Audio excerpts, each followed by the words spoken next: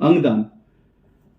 अभी तक हमने बात की हमारी पहली वीडियो में देहदान की कि किस तरीके से एक व्यक्ति अपने शरीर का दान कर सकता है मृत्यु के पश्चात, जो कि अलग अलग मेडिकल फील्ड में प्रैक्टिकल नॉलेज के लिए यूज होती है। इसके बाद हम आते हैं अंगदान के बारे में बात करने के। इस अंगदान एक प्रॉपर प्रोसीजर होता है जिसमें अगर कोई व्यक्ति विशेष अपनी बॉडी ऑर्गेन है उनको दान करना चाहता है तो वो किस तरीके से करेगा। मेनली इसमें क्या होता है कि एक रिसिपेंट की रिक्वायरमेंट होती है जिसको वो अंग की रिक्वायरमेंट है, किसी बीमारी के कारण अगर उसके वो अंग खराब हो गए हैं।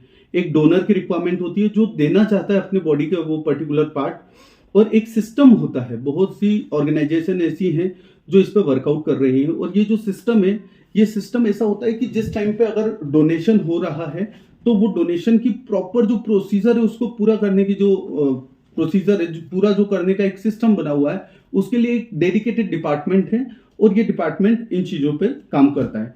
इंडियन ऑर्गन डोनेशन डे 3 अगस्त को मनाया जाता है हर साल। और एक चीज ये भी है कि बॉडी में 37 ऑर्गन ऐसे होते हैं जो कि डोनेशन एक व्यक्ति कर सकता है किसी दूसरे व्यक्ति को।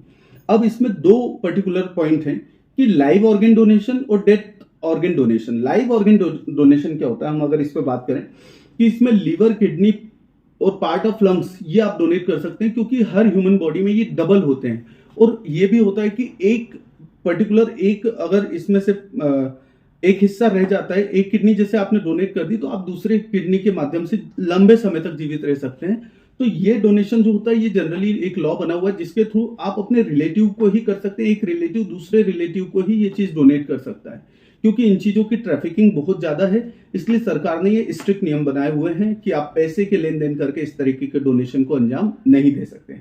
सेकेंड होता है कि डेथ डोनेशन ऑर्गन क्या होता है।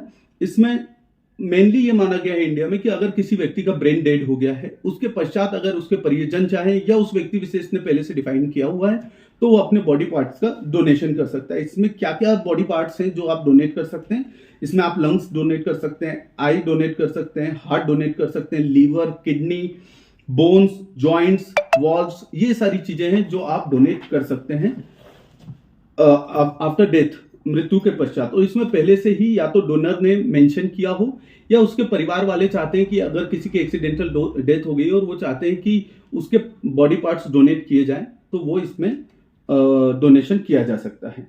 Organ donation law in India 1994 में ऑर्गन डोनेशन लॉ इंडिया में पारित हुआ और एक्शन में आया।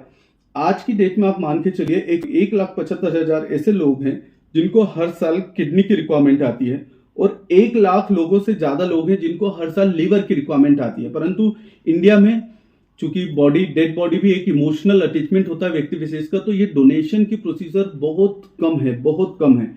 अगर हम बात करें तो 1 मिलियन लोगों पे एक से भी कम लोग हैं जो बॉडी डोनेट कर रहे हैं या बॉडी के पार्ट्स डोनेट कर रहे हैं। लगभग ये है 0.6%।